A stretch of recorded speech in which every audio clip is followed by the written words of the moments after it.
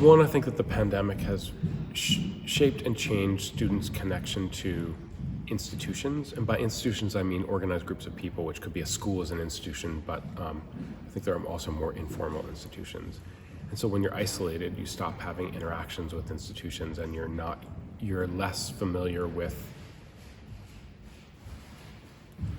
the collective action problem of being a part of any organization where you're asked to make small sacrifices to achieve the goals of the group. You're in a meeting for a club that you're in, and you pay attention, and you don't shut out, and you contribute to the meeting productively because you care about the goals of the group.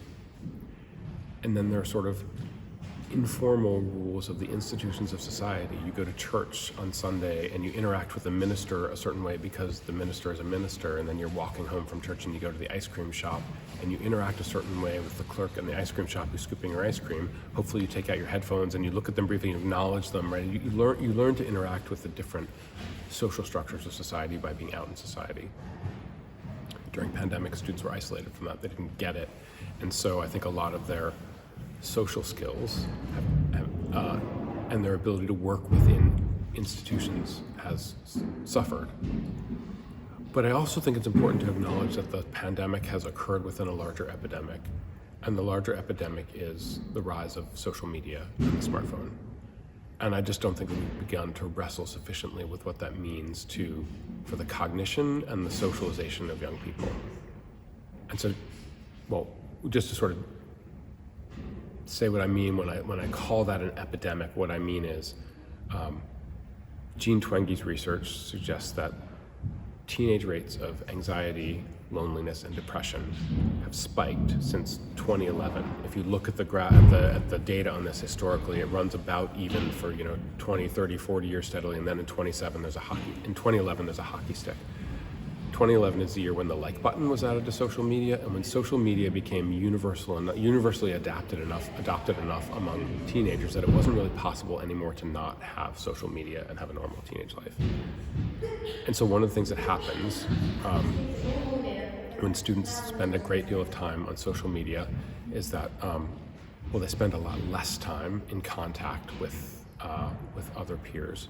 But social media is brutal psychologically.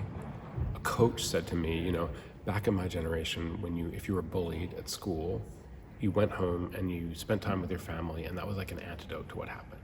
And now you come home and the bullying is in your pocket and it's in your room, and your parents don't even know it's happening because it's designed to evaporate as soon as you experience it. And so, second point about social media is that anytime you're on a screen, and screens are designed to fracture people's attention, to shorten their attention spans, to make them distractible so that their attention can be harvested for commercial purposes. There's a great phrase about online interaction and social media, which is like, if you're not paying for the product, you are the product. Our young people are the product. They're being manipulated to have their attention spans shortened and fractured. And that obviously attention is central to every form of learning. It's central to the effects of working memory and encoding things in long-term memory. And so we have a generation of young people who come to school with increasingly fractured attention.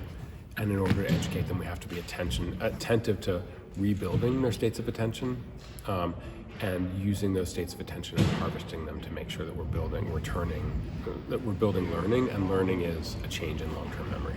I just think we have not begun to think deeply enough about what is the role of social media in school and smartphones in school, and what is the role of school in shaping and pushing it back against the cognitive changes that social media has wrought among our young people. Yeah. I think that we'll look back on this generation like we do on smoking in the 1950s, and we will say, my God, we raised a generation of young people with no rules at all, and we thought it was fine. One of the chapters in Reconnect starts with my reflecting with my teenage children on my high school years in the US, when it wasn't just that you could smoke in school, it's that the school tacitly encouraged smoking. There was a smoking area with bins set up where you could go. It was on the map of the school, and there was time for you to take a smoke. So we encouraged young people to smoke at massive, devastating long-term costs to their health. And I think now there's a very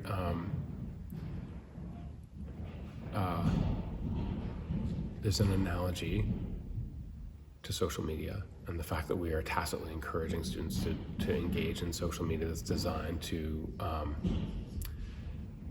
manipulate them and damage their well-being. And I think we'll look back and we will wish that we had regulated it more, both from a government perspective, but that schools had restricted it more, and that the rule wasn't bring your phone wherever you want.